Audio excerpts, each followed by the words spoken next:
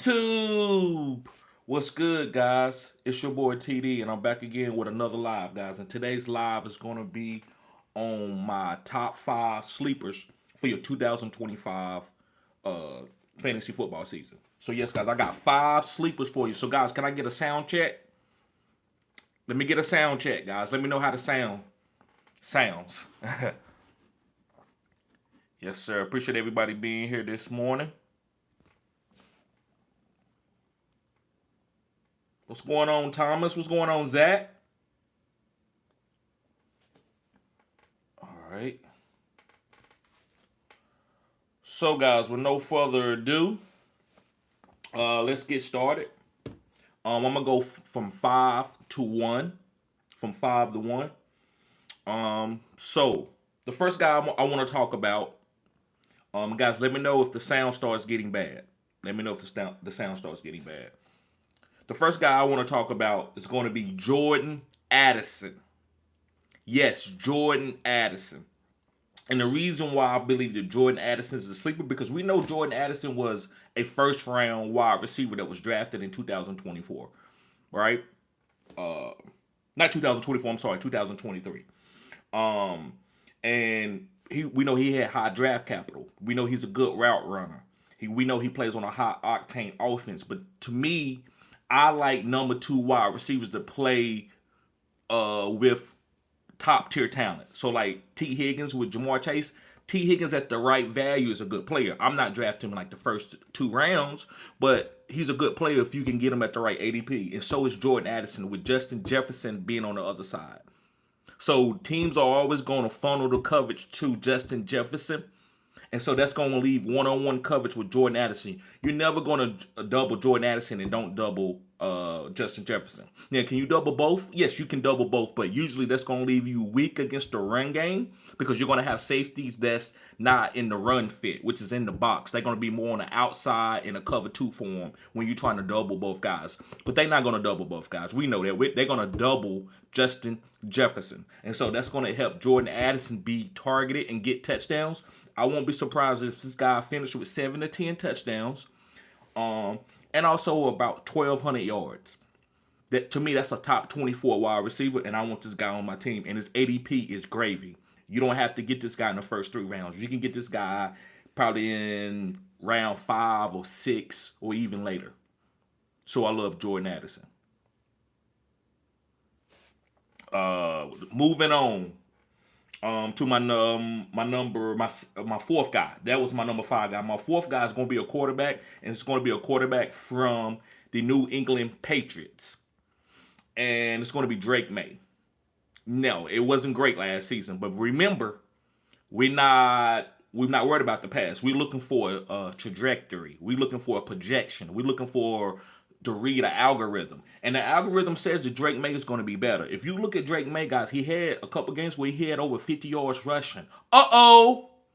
Is he one of those? Is he going to be one of these guys like Josh Allen, Lamar, even Justin Herbert, where they can run the ball for 40 to 50 yards, Pat Mahomes, right? And you know Drake May has a strong arm. He is what we would call a prototypical pocket passer, but he's very athletic. That's why he was drafted so early, with having a kind of average season at Carolina that last year. So I think Drake May could have 4 or 5 rushing touchdowns. I said what I said. Drake May could have 4 or 5 rushing touchdowns or even more, and they're going to get him some weapons. This team is going to do whatever it takes to get this guy some weapons. You can't have this guy throwing to Tyquan Thornton, and Tyquan Thornton has been released. But that's who their number 1 wide receiver was for 2 years. So that's unfair to Drake May. So I believe that Jalen Polk is going to take a step forward. We know Jalen Polk coming out of Washington last year was a good player. He didn't have a great season, but this team was young. They're going to find they could get Debo. It's a lot of wide receivers out there that they can make a trade for, or they could acquire in the draft and have better weapons for Drake May. So Drake May is a guy, guys. It's different formulas to draft your team. If you want to draft like Saquon Barkley and get in tight ends and stack your team and wait late for quarterbacks, why not Drake May? And if it don't work, you can go on to the next guy that's coming off the waivers, because we know there's quarterbacks like Sam Darnold that we got off waivers, Baker Mayfield. So you will be able to pivot if Drake May don't work out. But if he works out, you have a championship formula. Now, I'm not telling you he's going to go out and be the #1 quarterback like Pat Mahomes did his second season, but I believe Drake May could be a top 12 guy, and that's plenty enough value to win a championship.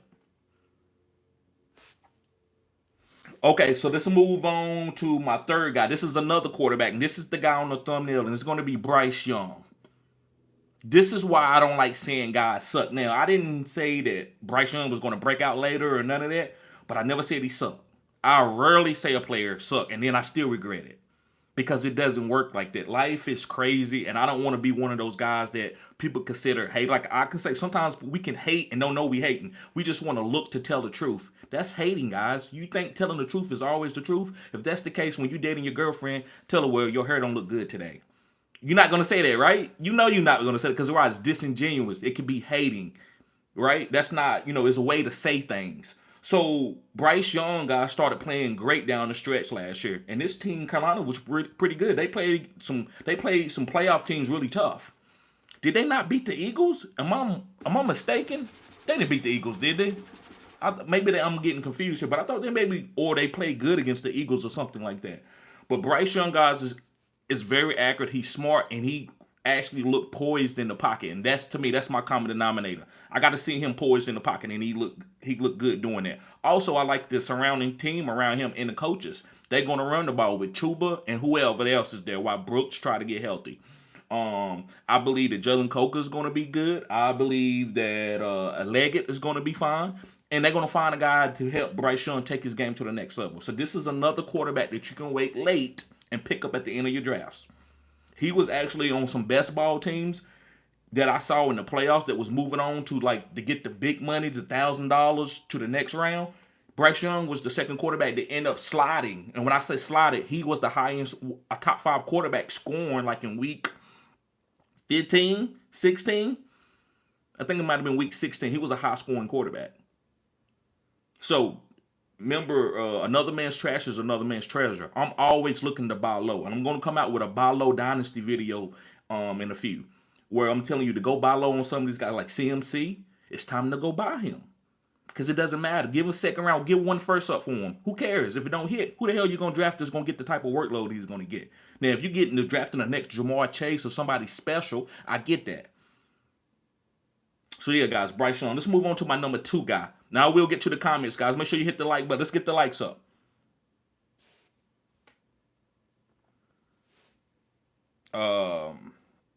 Okay, the next guy I'm going to talk about is going to be Ricky Pearsall from the San Francisco 49ers. Ricky Pearsall from the San Francisco 49ers. How's the sound, guys? Let me know the sound if the sound is messing up. So, guys, Ricky Pearsall this year is going to be like the Julia Elderman, Wes Welker, Cooper Kupp-ish. Not saying he's Cooper Kupp because Cooper Kupp is a bigger wide receiver. Cooper Kupp like 200 pounds, but a slot role and a premium slot role and a next step for Brock Purdy. So what they've been doing for the last 3 years is letting Brock throw underneath and behind the line of scrimmage and giving him manufactured targets to Debo. But now he's going to have to look downfield a little bit more to take your game to the next level. And I'm pretty sure with him working his contract, they telling him, well, this year, man, we're not going to do a lot of behind the line of scrimmage stuff that we did with Debo to help you get your yak, to help the guys get yak and help your numbers. You're going to have to push the ball 5 to 7 yards down the field. That's where Ricky Pearsall works. He's the slot guy, and he's working against linebackers and safeties, and he can double move you and go deep and beat the safety or corner or whoever. And it's usually the number 2 or the number 3 corner on Ricky Pearsall. So in full PPR, Ricky Pearsall to me is a top 32 wide receiver, and that's a starting wide receiver in a 3 wide receiver fantasy setup. So I love Ricky Pearsall this year. He's very athletic. He finished good on my Phenom Finder. Remember, I had a Phenom Finder, guys, at Brian Thomas, Malik Neighbors. That was easy. We know he was a great player. I had a lot of guys on that list, Tyrone Tracy, that did really good, that that graded pretty high on the Phenom Finder. So Ricky Pearsall is going to be another guy that I'm targeting because this is the next phase of this offense. And guys, what makes me, I think I have a nice niche and a nice channel and help y'all grow is because I can see forward. I think like a coach. So each year I'm doing something different. From every single team, is maybe a few teams that were so dominant they could come out and do the same thing over again, but you got to change it up a little bit. So the next phase of this offense is a slot wide receiver getting target from 1 to 7 yards down the field. Usually that was Debo slant or a Debo in the round. Now it's going to be Ricky Parasol catching the ball 7 to 8 times, and he's fast and he's explosive. Now I am worried about his injury history because he was hurt a lot at Florida. He was hurt early in the season, and we know what happened when he almost got robbed and got shot in the chest. So I'm just a little bit worried about that. But other than that, I love Ricky Parasol. Okay, guys, last but not least, the last guy is going to be Isaiah Likely from the Baltimore Ravens, the number 2 tight end. I know I've been on this, but guys, this guy's ready to break out, and I want all of you to have this guy when he break out. If any of y'all are my subscribers and you in a dynasty league and you don't go buy this guy and he start hitting and you come in the comment section and say, man, I should have got Isaiah Likely. He's balling out. I'm like, bruh, would you? Okay, well, guess what? It's your team. I don't have anything to say. But he's cheap. This is not a guy. This is not Brock Bowers that I'm telling you to go buy on. You can't. Brock Bowers is gonna cost you 2 firsts, maybe 3 firsts. It just depends on what type of league you in. But Isaiah Likely, you can get him for a 3rd or a 2nd. And I'm going to get him because his net. You got to understand, Isaiah Likely is on a trajectory. Like, he got probably one of the most talented young tight ends in the game. I'm talking about including Brock Bowers. He's up there on a Brock Bowers level. He's just not getting the targets because he plays on a really good team. He don't play on the Las Vegas Raiders. He plays with guys like Zay Flowers, Mark Andrews, Derrick Henry. So it's a lot of mouths to feed, but I think I like Isaiah Likely. So you can get this guy as your number 2 tight end and have him stashed. Don't drop him. Buy low on him in Dynasty, stash him. And then when this rows keep increasing, then you got something. You can either trade it or trade the other tight end that you got or whatever you want to do. So I love Isaiah Likely, guys. This guy's going if you look at his numbers throughout the last 3 years of his career, it's soaring. It's soaring. So again, let me read that list before I get to the comment section. The list is number 1 is going to be Isaiah Likely. This is no particular order, but I just got him 1 to 5. So Isaiah Likely is one of my favorite guys. He's a tight end from the Baltimore Ravens. Number 2 is going to be Ricky Parasol from the San Francisco 49ers. Slot wide receiver. Should catch 80 to 100 balls this year. 80 to 100 balls with Debo being gone. My next guy is going to be a quarterback from the Carolina Panthers. It's going to be Bryce Young. Bryce Young, in the 4th quadrant, he was a top 5 quarterback in the 4th quadrant. Very poised in the pocket, running around making plays, almost beating teams that were way better than the Carolina Panthers. Actually, Bryce had probably one of the weakest, his talent pool is weak around him, and he still got better. And that tells me something. When a guy can get good around talent that's not that great, then it tells you this guy can be special, and Bryce Young could be special. He looked better than C.J. Stroud. You see how the world changes? How 1 minute you down, 1 minute you up? That's the way the world works. So 1 minute C.J. Stroud was the best quarterback that we ever saw in the history of the game, and then the next minute Bryce Young was a good pick. It was a great pick to pick him number 1, and then he's gonna be better than C.J. Stroud. That's why guys, I don't say people suck, because I'm willing to draft anybody at the right ADP depending on what I need for my team. Next is going to be Drake May. My number 4 guy is going to be Drake May. I think the New England Patriots, I think Drake May is going to be running the ball, getting 40 to 50 yards rushing the game. He's just going to have to be smart with it, and that helps his ceiling. That takes him to me as he can be a top 12 quarterback next year. And the last but not least is going to be Jordan Addison, my number 5 guy. He's on the other side of Justin Jefferson, so he's going to have one-on-one coverage. And this offense is high octane with Kevin O'Connell. So I love Jordan Addison. I think he's going to have a breakout season this year. All right, so let's get to some of the comments. Appreciate everybody being here. Zach in the building. Thomas in the building. So Thomas says, what up? Chilling, watching ESPN First Take. Yes, sir. He says something random. What do you think about Anthony Edwards not wanting to be the face of the franchise? I mean, if he don't want all that noise, then so be it. Right. I'm gonna tell you what's happening. So Thomas, this is what I would say. So Thomas, you remember your father and your grandpa? You remember the things that they went through that was tough in life, no matter what it was. If it's from taxes, from voting, politics, dealing with family stuff, you learned a lot from them. So when you was a lot younger, you was like, I'm already on this. I'm not doing that. I know what my dad told me. I know what my grandpa told me. I'm not doing that.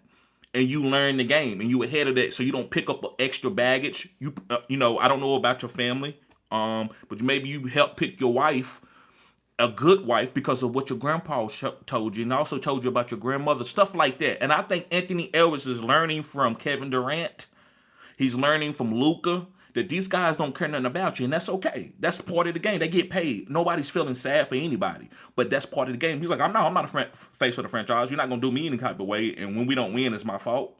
No sirree. I'm just here, God. I'm just gonna play my role and play good and try to get my bag, and I make the decisions from year to year if I want to go to another team, if I think we ready or whatever. So I like what Anthony's saying. I think he's smart. He's seen the NBA the last 10 to 15 years, and he know how some players have got unfairly judged.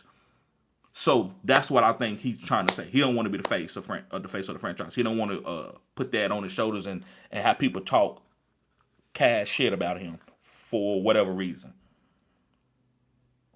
Okay. Great question, though.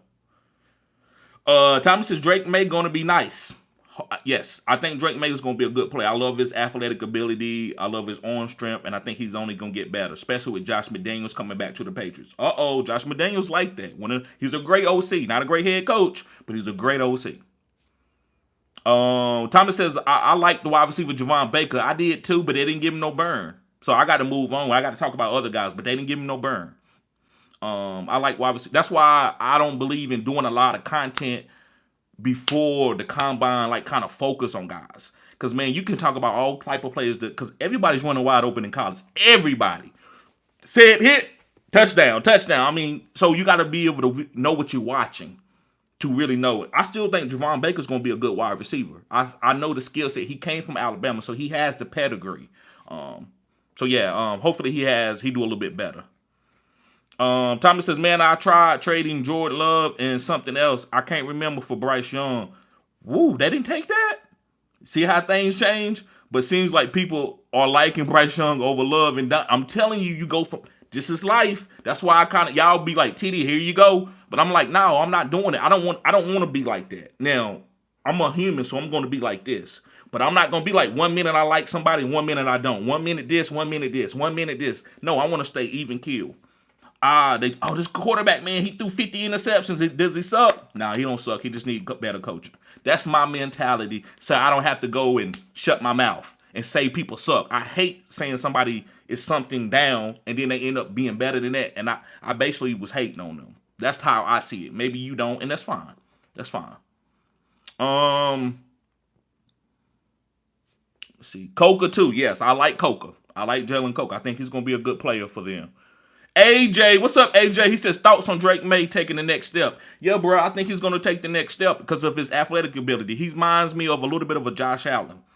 I think Josh Allen a little bit more athletic.